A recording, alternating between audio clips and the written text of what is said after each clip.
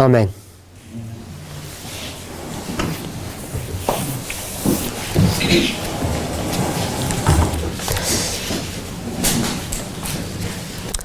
In the last presentation, we read Christ Object Lessons, page 71, paragraphs 2 and 3.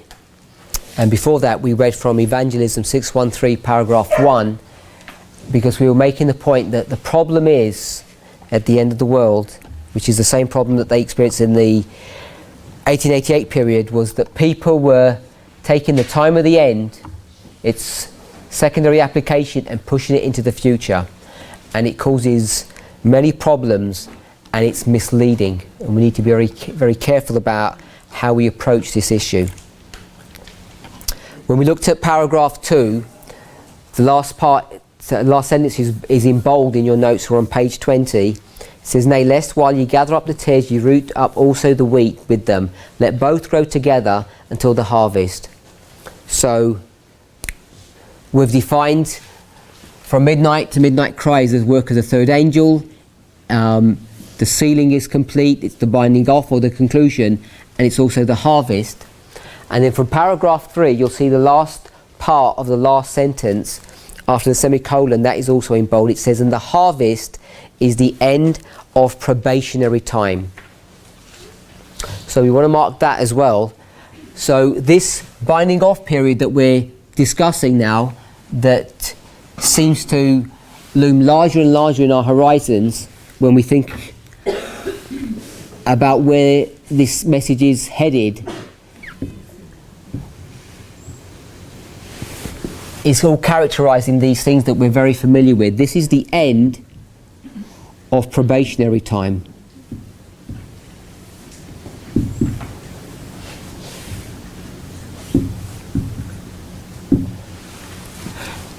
Sometimes I think we have a misconception about probationary time. I think many of us, when we conceptualize what probationary time means, I think we think about it in this way. So, if this is the end, and this is the beginning, and we're in a reform line, now we've got probationary time. And I think sometimes when we conceptualize this idea of probationary time, we conceptualize it this way. We think we've got this amount of time, and if we call this, say we call it 5 years, we've got 5 years to get ready before we get to the end. I think many of us look at it in this perspective, and the reason why we do is because of that little model that we had in our last presentation. This is me, and I'm committing sin. And during probationary time, obviously by the time I get to the end, here I am, I have to be perfect. We all understand that. We may disagree what perfection means, we may not conceptualize that in the same way, but we would all agree with the term that at the very end you need to be perfect when you're judged. And before this was a time of sin, darkness, and now this is the time of judgment.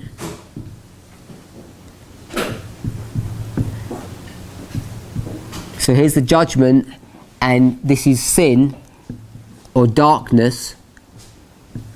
And here I am, sinning along my way, but I've got 5 years to deal with the problem. Because God's merciful. He's not going to make this 5 days, 5 hours, 5 minutes, catch me by surprise. He's going to be giving me long enough to be able to get my life in order. And I think that's how we conceptualize what probationary time is. It's some kind of merciful act on God's part, that He gives you plenty of time to prepare for judgment day, for examination day. But I don't think that's what probationary time is all about.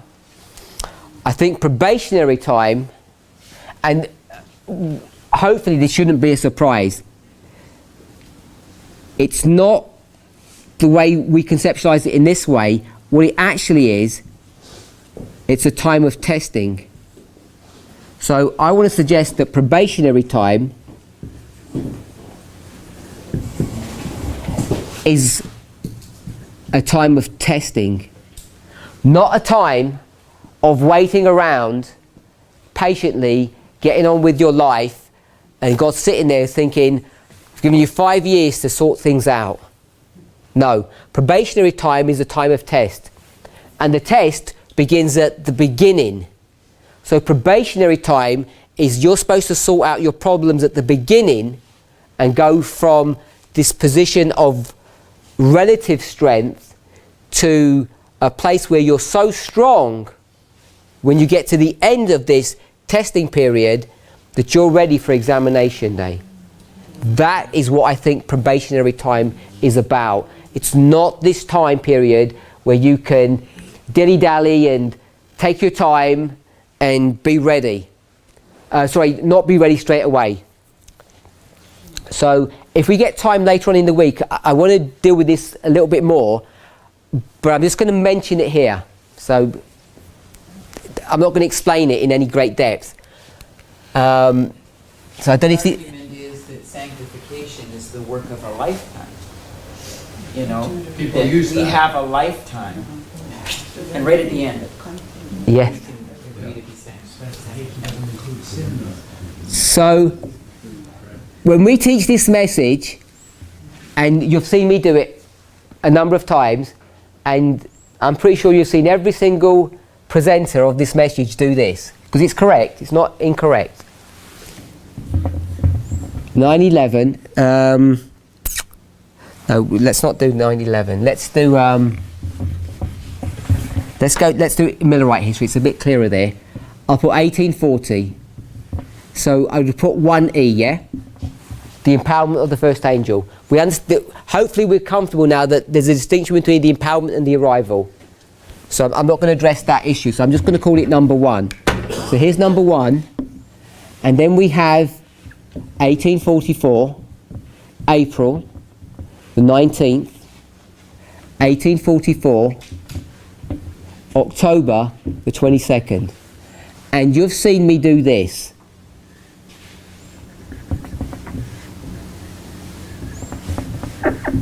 Third, second, and first. So when you do that, what am I teaching you? What have I just imprinted on your minds? And not only that, we verbalize it as well, because we say, we give this statement that the everlasting gospel is a 3-step prophetic test that will come to a group of people and separate that group into 2 classes, and there will be a development of character, and then there'll be a demonstration of the character. So that's, we explain this line in that way. And you'll see by the graphic, what am I teaching you? I'm teaching you that this period here is 4 years. This was August the 11th.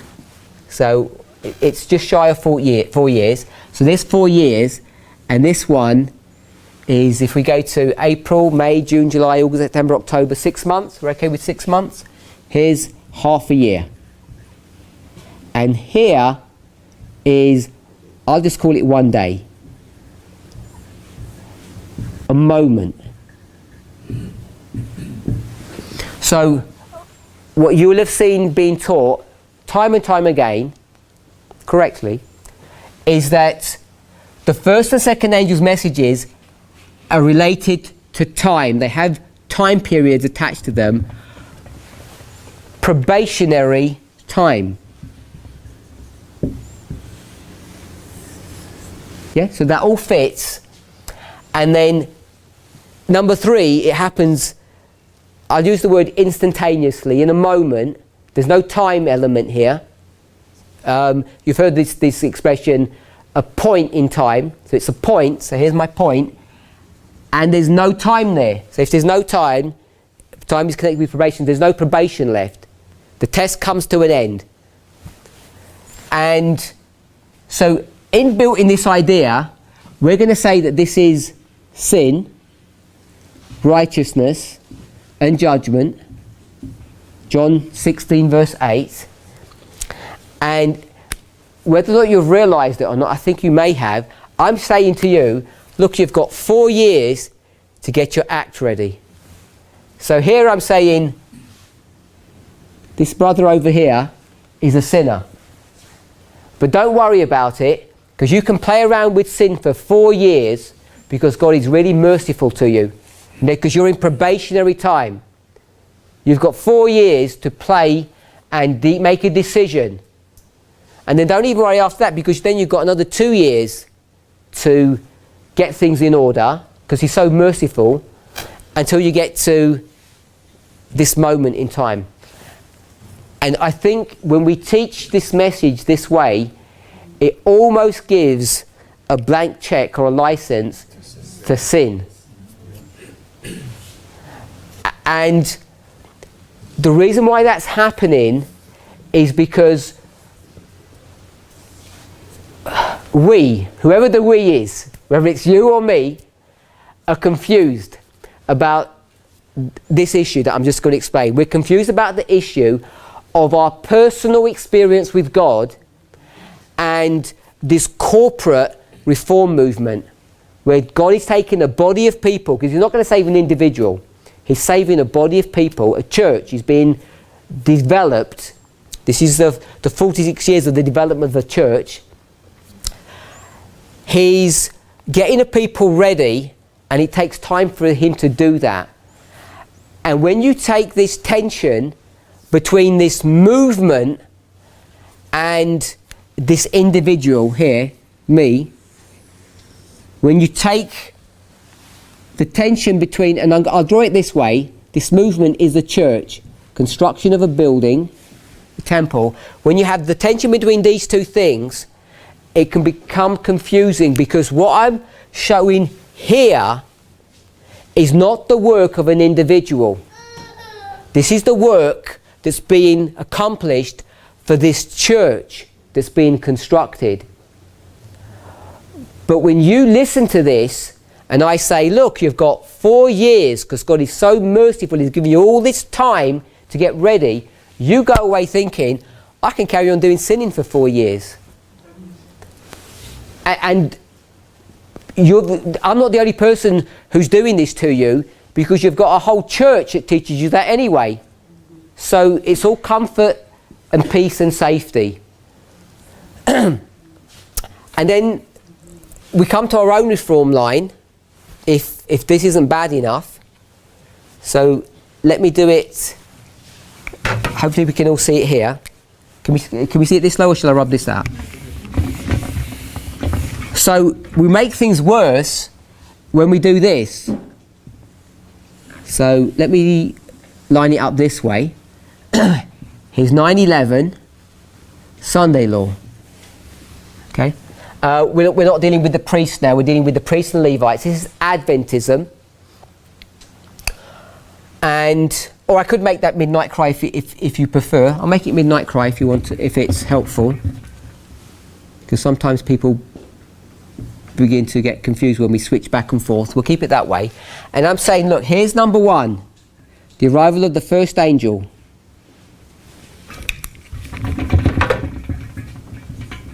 And here's number 2, the arrival of the second. Sorry, this is the empowerment, obviously, and the arrival. And here's number 3. And we'll do a little line here. This is midnight. And we're going to get this history, and we're going to bring it into our history. And look at number 1. Here's number 1. Look at this long line here, 4 years. And we're going to bring this down into our history. So here he is, number 1, and he's going to go all the way down here.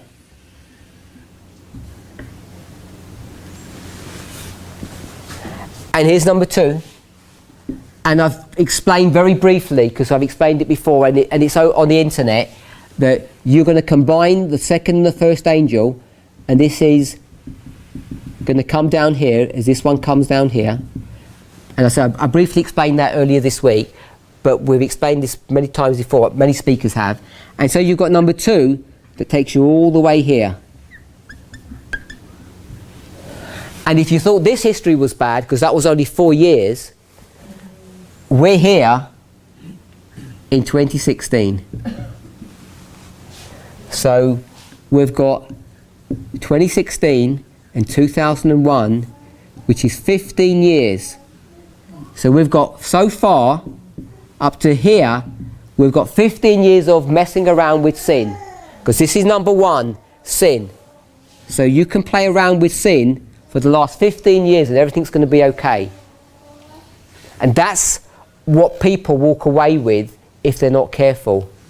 And sometimes I don't think we explain this well enough, because this is not a line that's dealing with you as an individual person. But many, many people have gone away looking at these lines and saying, this is me as a person. But this is not a line for a person. This is a line that's dealing with this, the construction of this building. This is the construction of a temple that's being discussed. Or if you don't like that imagery, a temple, we're talking about a church. A church is being raised up here. The people like that even less, because they say that the Adventist church is the last church. No churches after that one, because we're the 7th to the last church. And there's a whole misconception about that. And to me, the nicest book, and maybe not the clearest book, but the nicest book that deals with this tension between the destruction or the demise of Adventism and the raising of another church that comes from its ashes is found in the book of Esther.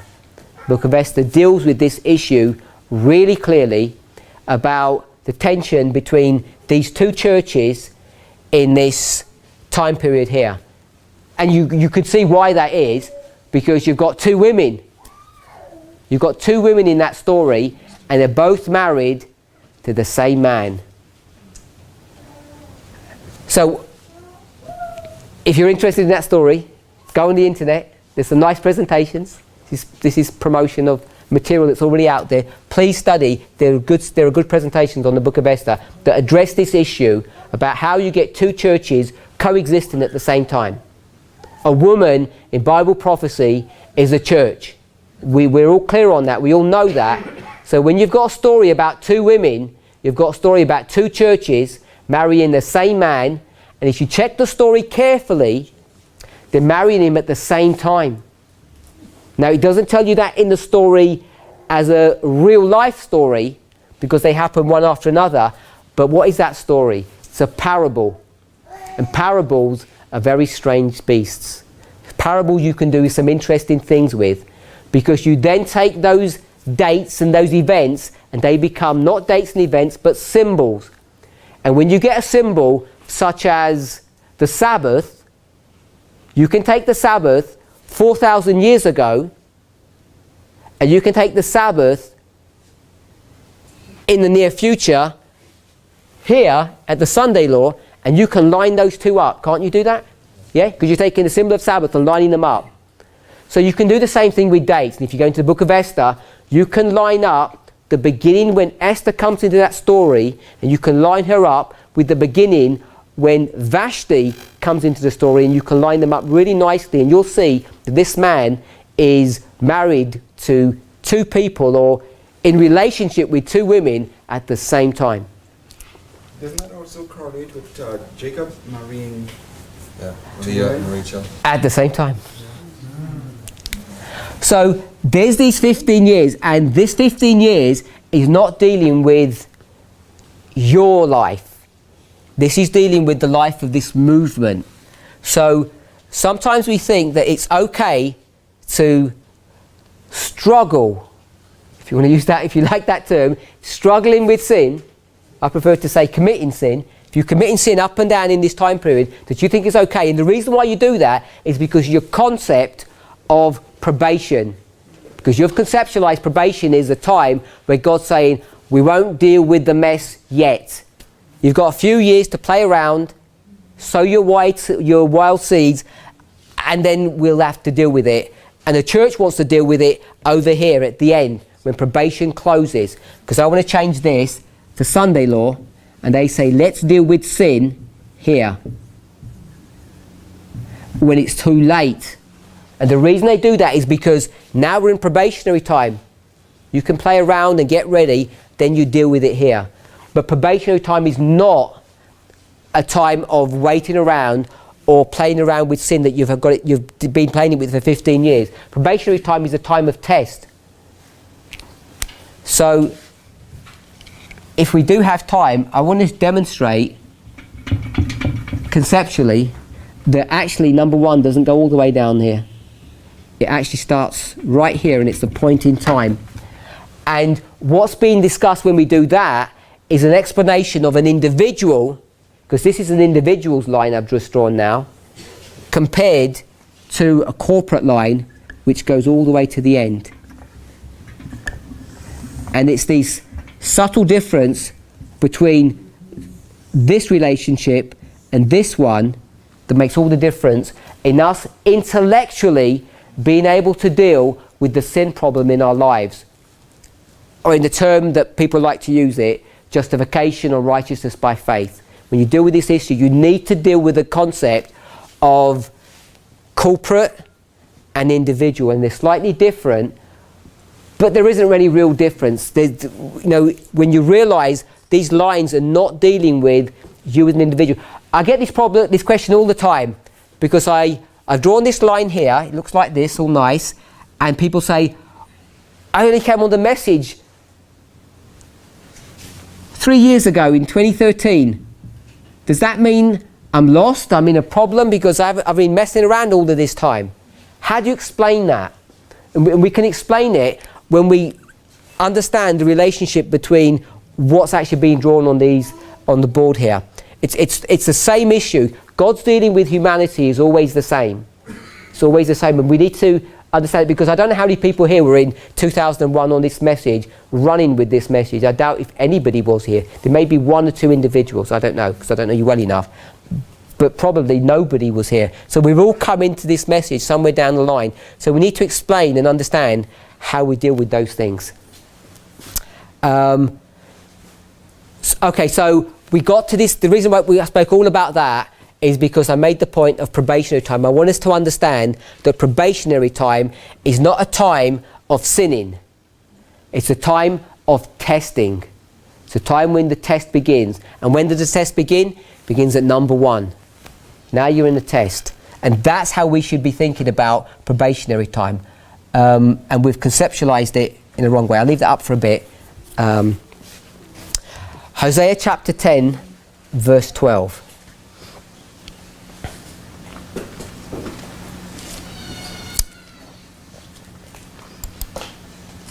Now, I know Brother Theodore, actually I don't think he's mentioned it in the way that I'm going to mention it, but I think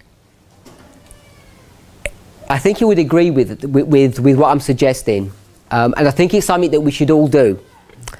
When we read any of these Old Testament books, our first port of call should be how that prophet is relating to the people in his original setting.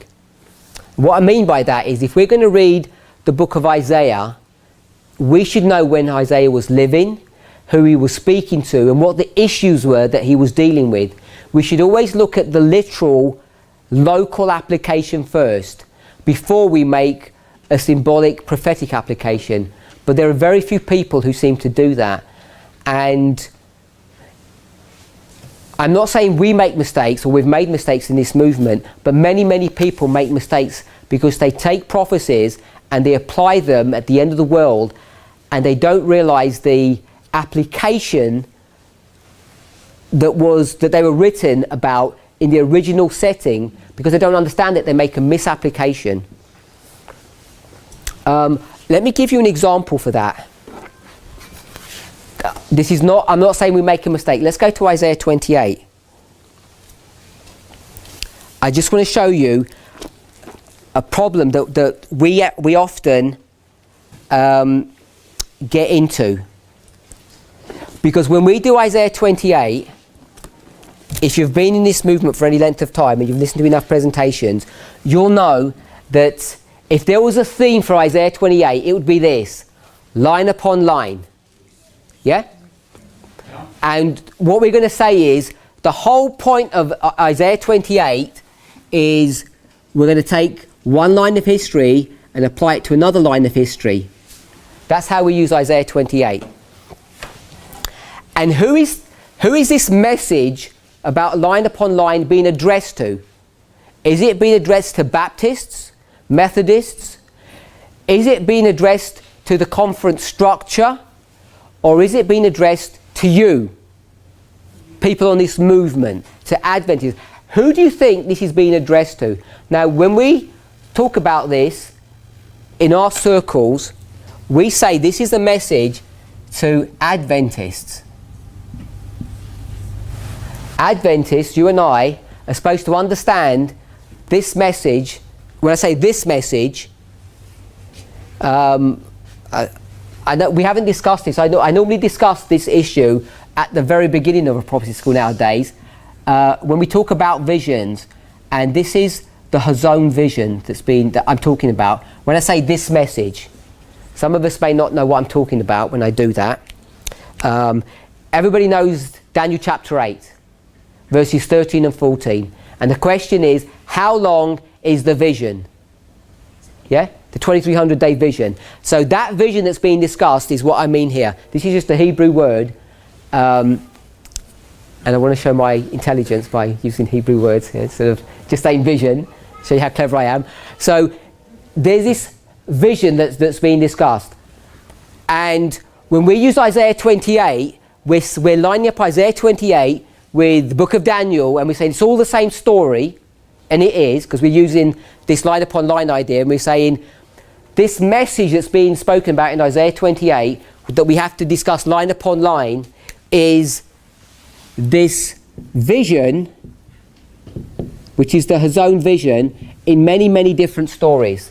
And you might call it a vision, but you might prefer to call it a prophecy.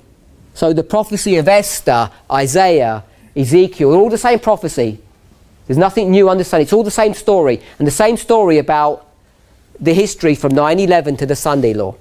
Now that sounds a fanciful idea if you're not used to it, but that's what we teach. So when we apply Isaiah 28, we apply it at the end of a world application, and we say all of this is being addressed to Seventh-day Adventists, because you're not going to do an evangelistic campaign and tell a Baptist you need to understand the Bible this way. You know, we're not going to do that, regardless of the fact about public evangelism anyway. This is a message for Adventists. Now, I already alluded to this earlier, but if we go to verse 1, it says, "Woe to the crown of pride, to the drunkards of Ephraim, whose glorious beauty is a fading flower, which are on the head of the fat valleys of them that are overcome with wine." So there are these drunkards of Ephraim, they're overcome with wine, and the narrative just gets worse after this. The accusation gets worse and worse, and then it goes on and deals with all of this issue about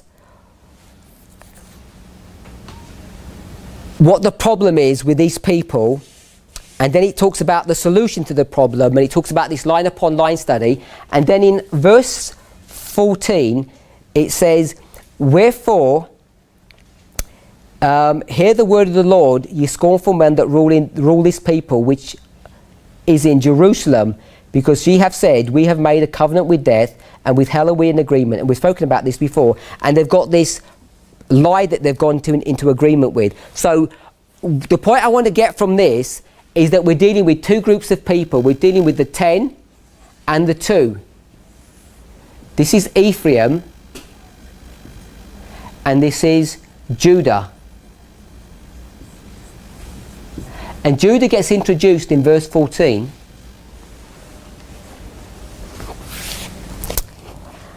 And if you look at the verses from 1 to 13, all of this issue is being addressed with the people in Ephraim. But who is Ephraim at the end of the world?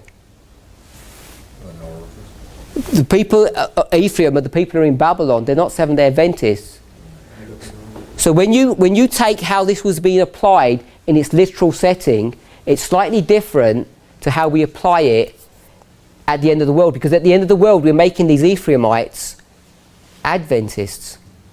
So the only reason I mention that is not because we make a misapplication, but if you don't go back to the original setting in which these passages were first written, sometimes we don't get a full and complete an answer or an understanding as we really should. We're in Hosea chapter 10 verse 12.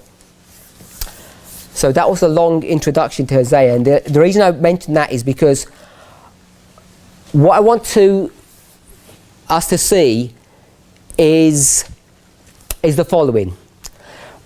When Brother Theodore spoke about Ezekiel and he mentioned about Jeremiah, we know that Jeremiah is the prophet that's dealing with the people in Jerusalem and Judah as they're about to reach the very end of their history, where probation's about to close. So in the story of 9/11 to the Sunday Law, this is Jeremiah. So here's Jeremiah, and he's dealing with Jerusalem. And it says in chapter 1, verses 1 and 2, I think it says he starts his ministry during the reign of Josiah, and then he kind of jumps, and then he says also in the reigns of Jehoiakim, Jehoiakim, and Zedekiah. So he lists those three. And if you look at the ministry of Jeremiah, it actually really begins in the reign of Jehoiakim, Jehoiakim, and Zedekiah. But he mentions Josiah, for other prophetic reasons, because he wants to draw us in to some truth that Brother Theodore has already mentioned at a certain level. So all I'm trying to say is that Jeremiah's ministry is from 9/11 to the Sunday Law, and he's dealing with Jerusalem. So hopefully we can see that, and we should be reasonably comfortable with that, because we talk a lot about Jeremiah, and we understand the context of what where and when his ministry is. But when it comes to Hosea, maybe we're not so familiar with the book of Hosea and who this man is and the period in which he's living. So Hosea is the equivalent of Jeremiah. If you could think of them as the same person. So here's the 12 tribes from Saul to Solomon. It splits here after the death of Solomon, Rehoboam and Jeroboam, and it goes like this. And this is Zedekiah, and this is Hoshea. And just here is Jeremiah. So Jeremiah is dealing with the end of the southern tribes, or the two tribes. And Hosea, his ministry is identical to Jeremiah's, but his ministry isn't for the southern tribes, it's for the northern tribes. So right at the end here, this is where Hosea is ministering. So everything that we read about Hosea is really dealing with this group of people, the 10. This is the 2. But we're going to make application of Hosea into our own personal lives, which is what we're supposed to do. That's what we're doing when we go to Isaiah 28 and we talk about the drunkards of Ephraim, and we make them the leadership of this church. If you've seen any presentations on that, that's how we address Isaiah 28. It's the leadership of this church. But Ephraim are the 10 tribes, and the 10 tribes have gone into Babylon, so they're not part of the Seventh-day Adventist church. But we're making a prophetic application in that way. And so you need to be comfortable that you're able to do that. So we're in Hosea, and Hosea is addressing the demise or the end of the 10 tribes. And that's what his message is dealing with. This is the people he's talking to. So we're not going to read the surrounding verses of Hosea 10. We should do really, but we're not going to because of lack of time. And what you've seen in your notes, you've seen that I've broken the passage down into these sections, and I've given you the Hebrew numbers of some of these words to explain what those words mean. So that you understand, Hosea 10:12 in your notes, it's broken down into 4 rows. Hopefully you can see 4 rows, and there's the verse that's split into, and there's the verse is split into 4 portions, 1 in each row. And in the second and the third row, I've given you some Hebrew words. It says H7114. I don't know how many of you are familiar with using computer programs when you're doing Bible studies, but this is how it would look in a computer program or on your phone if you were going to look and investigate these words. So I've identified what the word reap means. It comes from the Hebrew word 7114, and just underneath that I've put in parentheses, a reasonable definition of what that means. It's not exactly Strong's definition or another lexicon's definition. It's sort of my summary of what that word means. So you could go back and verify that I'm making a correct paraphrase of what those words mean. So the first one says, sow to yourselves in righteousness. So first of all, what we can see is that this is talking about agriculture, because it's talking about sowing. That shouldn't alarm us. In fact, we should be on comfortable territory, because we've just read Matthew 13 and it's all about seeds and plants. So this is a recurring theme in our message and in the scriptures, where we talk about this agricultural imagery. So here is sowing, and I'm suggesting that this sowing begins at 9/11.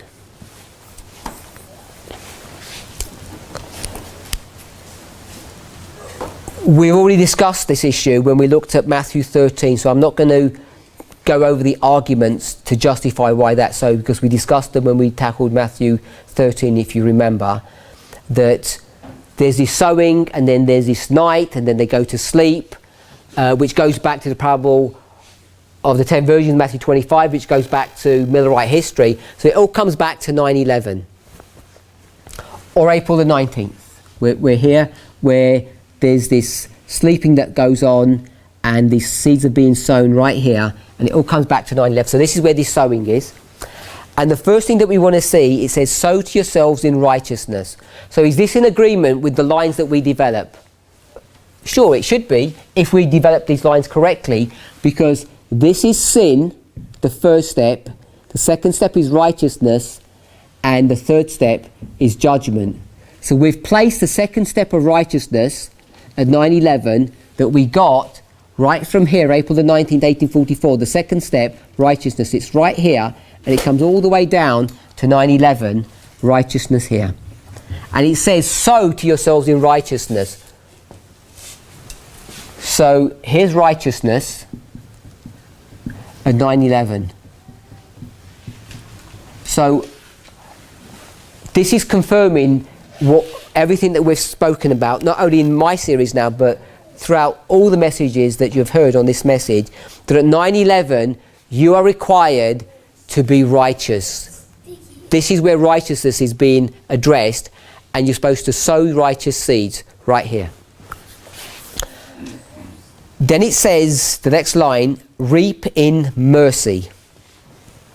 So I've given you the definition of what reap means. Reap means to cut something short. Now, if you didn't reap a plant, and assuming that the plant didn't die, it would start off as a seed, it keeps on growing, and then it develops fruit, and then it carries on growing, and this fruit comes to maturity. And we normally harvest here at the maturity level. But what would happen if you didn't harvest? It would carry on growing and growing and growing. Growing in what? Growing in righteousness. Because that's what this imagery is dealing with. It's dealing with the imagery of righteousness. And you're probably all familiar with this imagery, that this mature plant is not more perfect than this little sapling. So the question is, which one's more perfect, this one or this one? And the answer is obviously neither of them. Yeah, they're all perfect because you're perfect throughout your Christian walk, throughout this sanctified walk, throughout your life. Sanctification is a work of a lifetime that starts with perfection and ends with perfection. It's all perfect. It's just the plant looks different. That's all that's being discussed in this image. It's easier to see. You look at a plant, they're perfect from the very beginning to the very end. And all that's different is that this is a stronger plant than this one. It's more mature. It's now fulfilling the purpose of its existence. And this is righteousness. So what you do is, when you cut this plant, you're cutting what? It says to cut short, and you're cutting short righteousness. So there's this righteous experience that's continuing, and you're cutting it short for a purpose, because now you've come to the harvest, and now you're going to use this righteousness for a particular use. So that's what that word reap means. And then it says reap in mercy. Now that word in actually means words or things that are spoken by the mouth. And then it says mercy, and mercy essentially means kindness. So there's much information in that passage, and I'm not going to spend overly too much time addressing, but how much time have I got? Okay. What's being discussed here is there's this righteous plant that's growing and growing and growing, and if you didn't do anything, what would happen to this plant? If we don't go that far, if we don't take the natural too far, it will just carry on growing and growing forever. It would get bigger and bigger. Now, because of our concept of probationary time being something positive, I mean, how many of us want probationary time to be longer and longer? Most of us want to. And the reason we do that is so that we can sin for longer. That's why we want probationary time to be longer. But if you realise that probationary time was a time of test, who wants to be tested for the whole of their lives? You know, nobody does. And this passage deals with this issue because it says, reap in mercy, which means it's a merciful God that cuts short the work of righteousness. He wants to cut short the work of righteousness because living on this planet isn't the best of experiences to have. You know, there are many trials and many difficulties, and nobody enjoys being tested. You know, it's a hard work. And so as this plant is growing, the Lord could say, you just carry on growing and growing and growing, but he wants to cut it short. Now there are various reasons for that, because for one thing, we're living in the time of the judgment of the living, so he has to cut it short, or otherwise, as my brother said, we're going to die. So it wouldn't be cut short, then we wouldn't be the final generation. So it's going to be cut short for that level. But also, you know, in mercy, the Lord doesn't allow this probationary time to go on and on and on, because it serves no purpose. It doesn't serve a purpose to continue to test his people. So he's going to come to a point where he says the testing period is enough, these people have reached maturity, and there's no more point in testing them any further. And when you can see probationary time from that perspective, that once a person has matured to a certain level which God sees fit, there's no point in testing them any further. The testing has served its purpose, and so he'll cut short that test in righteousness, or in here it says in mercy. It's in his mercy that he does that.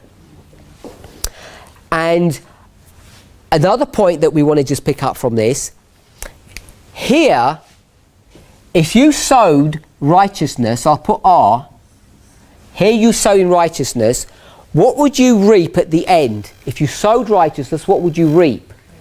You'd reap righteousness, but it doesn't say that in the verse, does it? It says you're actually reaping in mercy.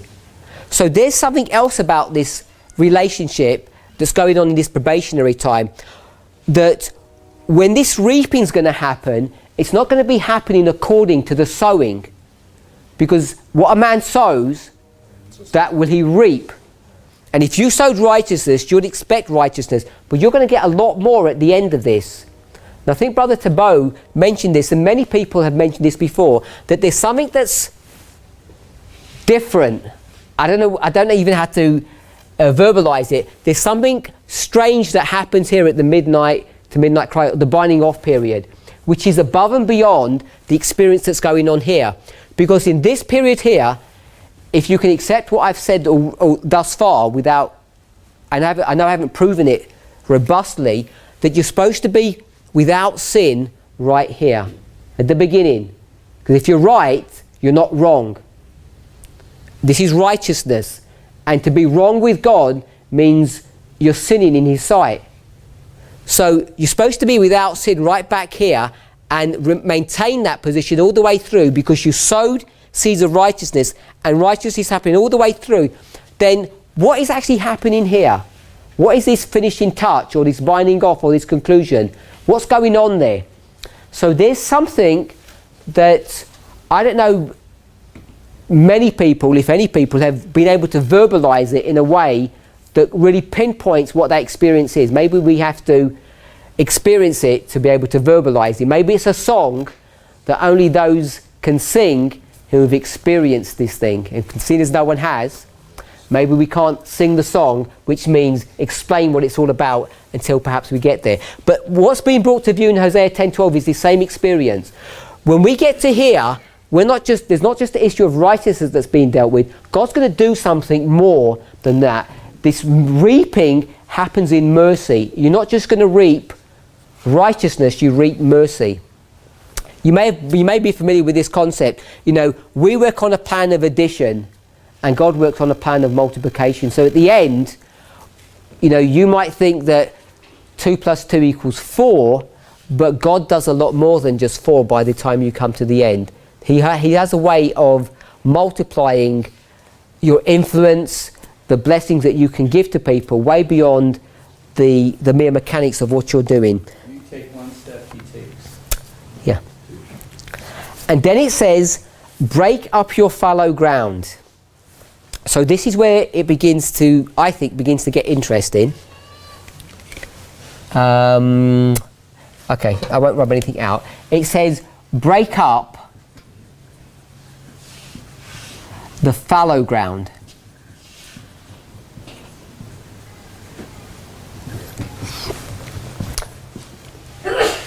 So the word break up, I've got it there for you, means to plough. So it says plough, then it says fallow ground. Now this fallow ground is tillable land. Now, I don't know how many people here are farmers, probably nobody, but we've all got a garden. We've all been gardeners. And even if you haven't, everybody knows that before you sow something, you have to get the ground ready. So here it says in this verse, reap in mercy after you've sown to yourselves in righteousness. But this verse isn't structured in the sequence that you actually do any kind of agriculture, because it says afterwards, we're in the third row, it says break up your fallow ground. Now this breaking up, as I've said, is a ploughing. So here's a ploughing that's going on.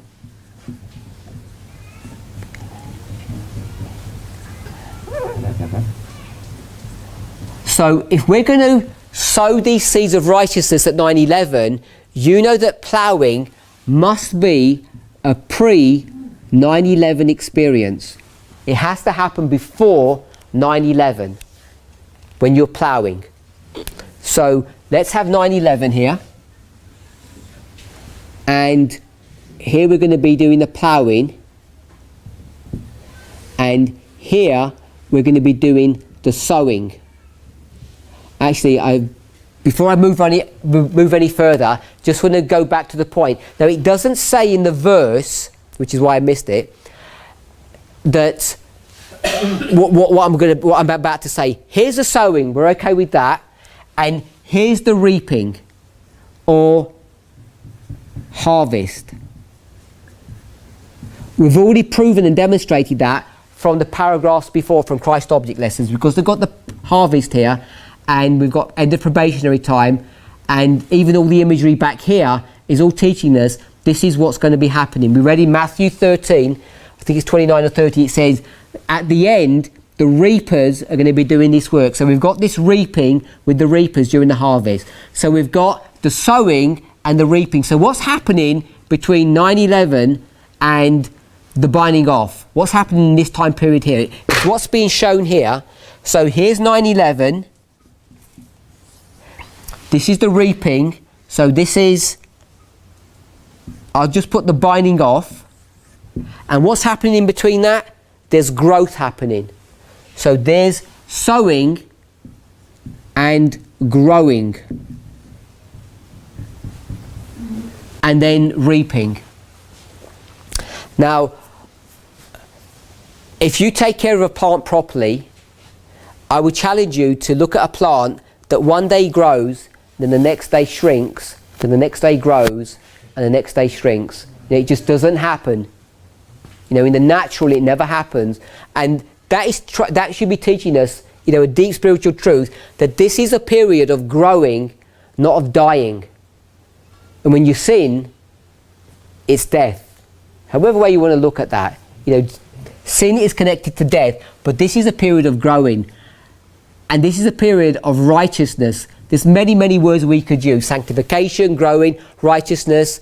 This is a time period of perfection. This plant is growing perfect. It started off perfect, it's continuing to be perfect, and now it's just headed to maturity. So before all of this happens, we're in the third row when it says, break up your fallow ground. So there's this ploughing that's going on here. Pre-9/11. Now, let's have a think about what fallow ground is. Fallow ground is ground that a human being hasn't touched. Yeah? Or what we might call virgin territory. Now, if you go to any kind of virgin plot, what's it going to be full of? Weeds. So, here's our fallow ground, and it is full of weeds.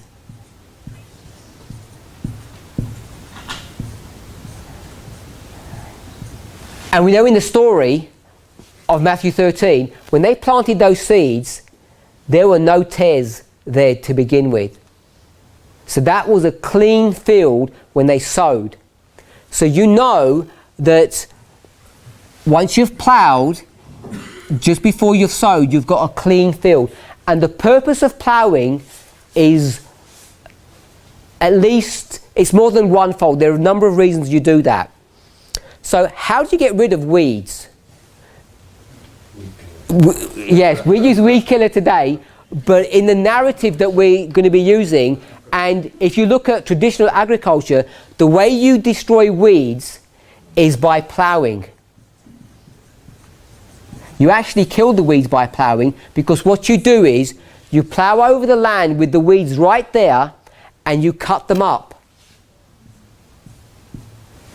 So here are these weeds all being cut up, which is very similar to what's going to happen here. So if this is a reaping here of this mature plant, there's in essence a reaping here of these weeds. And what happens to those weeds? They get cut up and then they get turned over and buried in the soil, so they're no longer visible. So in this imagery of ploughing up this fallow ground, what's being discussed here is the ploughing of a field of weeds. And all of this is pre-9/11. And even if I didn't explain it any further, and I'll just explain it a little bit, you already know what this imagery is teaching you. You already can see that this fallow ground is your heart, your being, which is full of weeds. And there's this ploughing that's going to go on before the Lord is ever going to begin testing you. Before he even begins to sow the seeds, the weeds have to be dealt with. And those weeds are a symbol of sin in a human being that get cut up and buried and put out of sight. And that happens all before you ever reach 9/11. Which is why I was saying before that this is me with my sin, and if that is me with my sin, I'm not even in this race. I'm on a different planet. I'm somewhere else. Because if you're in this race, the ploughing began back here. The dealing of sin happens before you become a virgin. The qualification of being a virgin is that you dealt with the sin problem. Not here. Right back here. A problem that we have, and I think I've either discussed this in class or even in private, in discussions out of class, is that we all have folklore. We all have traditions that we've been brought up with. Even in Adventism, we have this idea of how the everlasting gospel works, how we put away sin, what God looks like, what heaven's going to be like, all of these ideas and thoughts. And the vast majority of them are not based upon the inspired word of God. Most of them are not. So I don't know if you've ever looked at Hosea 10:12 before, and I know this is only one testimony, but I've explained my understanding, and we haven't even got to the end of it yet. This is just one verse.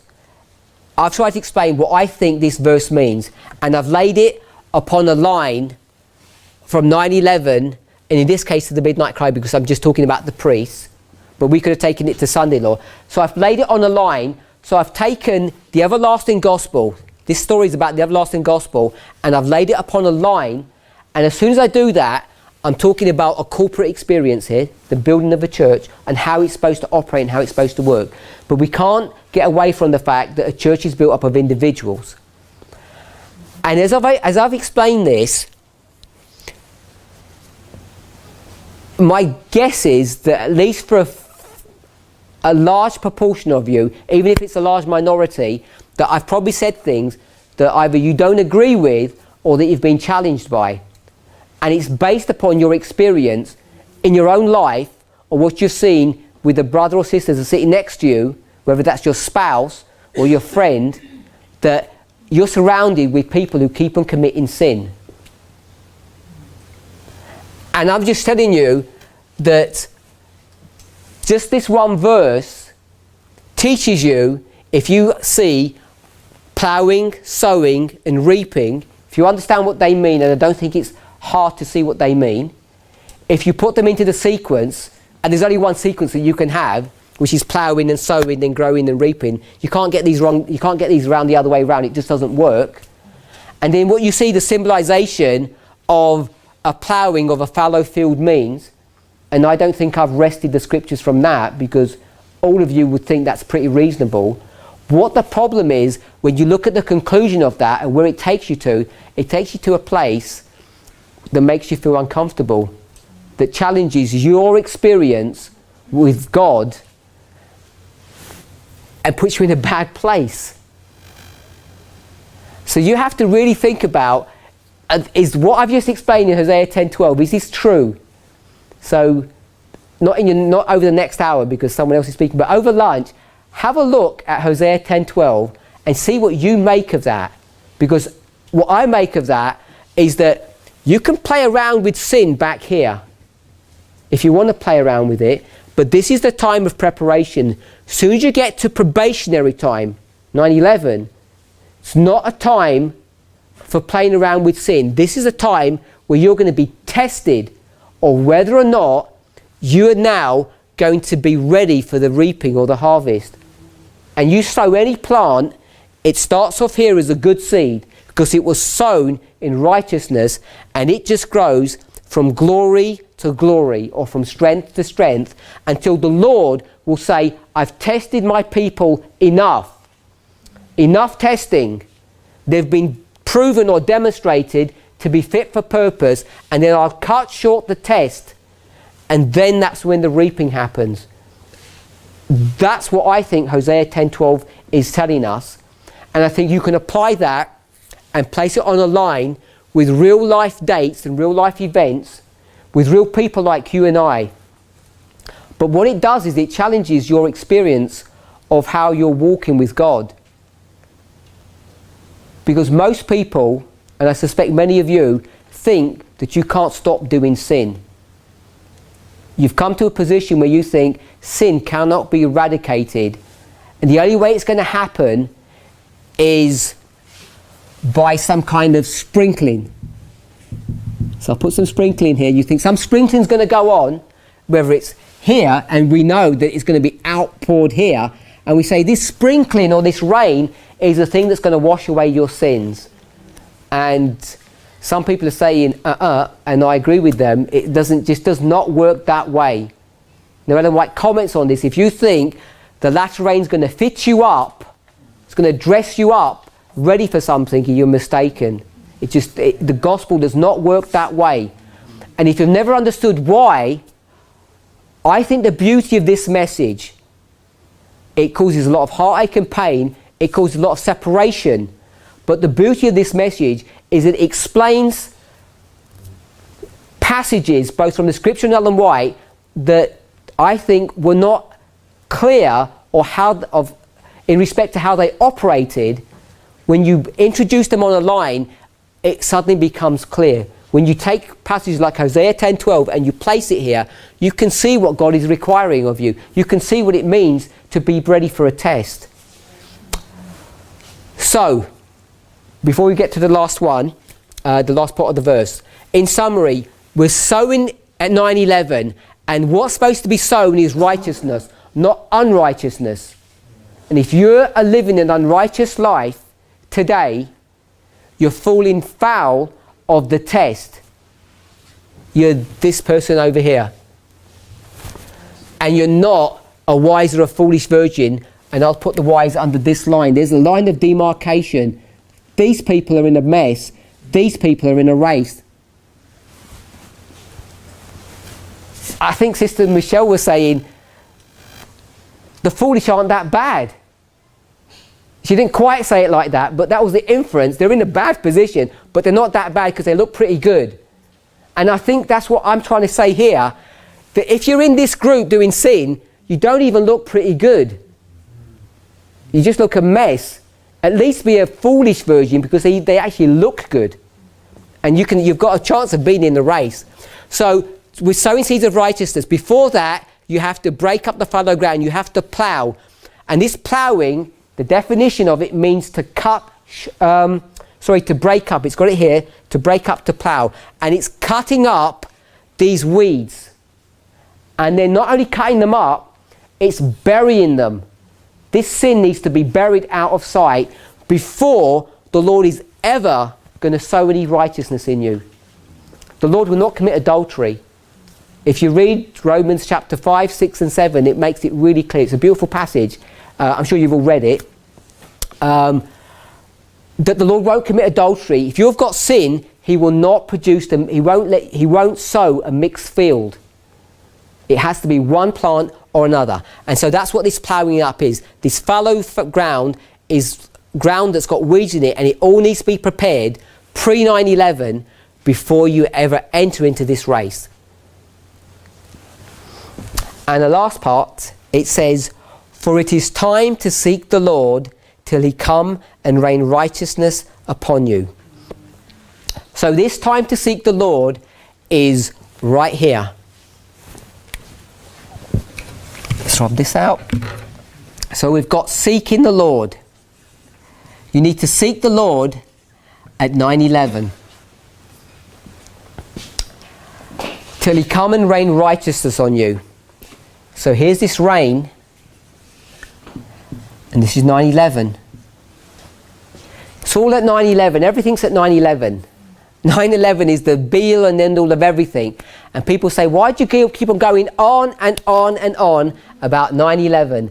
And the reason we do is because that's what Ellen White does. But what Ellen White doesn't do, she doesn't give you the event clearly. She'll lead you to it, she'll guide you to it, but she doesn't tell you the event. She does say in many, many different ways, it's the first angel, it's the empowerment of the third angel. We just read from evangelism, the reason why people make mistakes is because they don't know the time of the end. Now, I haven't defined it here, but this ploughing, this pre-9/11, is all to do with the time of the end, 1989. From 1989, this line here, which is the line of the priests, this is a time of preparation, of putting away of sin. Then you begin to sow seeds of righteousness at 9/11. You grow into a goodly plant ready to be reaped or harvested at the binding off between midnight and midnight cry. And I think my time's up. So in our next presentation, if you follow through to the notes, we're going to talk a little bit more to confirm this idea about this ploughing, because I want to just focus a little bit more about this ploughing so that you become hopefully more comfortable with the concept that this is actually correct. Because if this is correct, I'm sure it's challenging most of you, challenged me, that you can't be playing around with sin here. And most of us are. At some level we justify it because we have wrong ideas of our human nature, of what the sin problem is and how God deals with it. And it's all based upon one problem. It's not because you're bad. I want to stress that it's not because you're bad, it's because of intelligence or intellectual. None of us, most of us, some of us, whatever number you want to pick, we don't have an intellectual understanding of the gospel. We don't even know how it operates because we live by folklore. We live by oral tradition. We live by a hand-me-down type of religion. And it's not a safe way to go. Once people actually understand how it operates, it becomes a lot easier to actually get into line and have this spiritual experience. That's why this message focuses so heavily upon the mind. Because if you don't understand the dynamics, if you don't accept 9/11, if you don't see why it has to be 9/11, if you don't understand how you get from 1798 to 1989, there is no way you're going to have an experience here. Because you don't even believe that you're in a time of testing. So this is the problem with sin as well. We don't actually understand how we put away sin. And because we don't, we just think we fudge our way through it and then we expect that this rain is going to sort out the problem. So, you know, God is really good. He's giving us enough time to get our minds up to speed so we can have this spiritual experience. So hopefully this is not too challenging. Please go through Hosea 10:12. In our next presentation, we're going to be looking a little bit more about this ploughing and this cutting up to demonstrate that this is the place and the time to put away sin and not here during the test. Let's pray.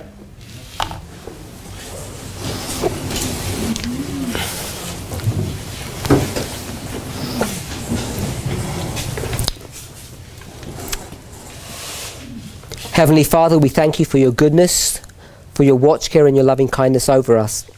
Help us to understand the work of the everlasting gospel, Lord. Each of us have made mistakes. Each of us have had misconceptions about how to behave and what to do and how you deal with the sin problem. But Father, all of these things are already written in the inspired word of God. But they've been obscured or clouded to us because we've never looked carefully. We've never been taught how to study your word properly. For so many reasons, Lord, hundreds of reasons, we are in the position that we are. But you don't want us to remain here, Father. You want to show us a way of escape. May each of us come away from this convocation changed people. First of all, changed intellectually. And then we can begin a work of having a revival or an awakening of our spiritual lives. Please guide us. Please bless us. We pray in the name of Jesus. Amen.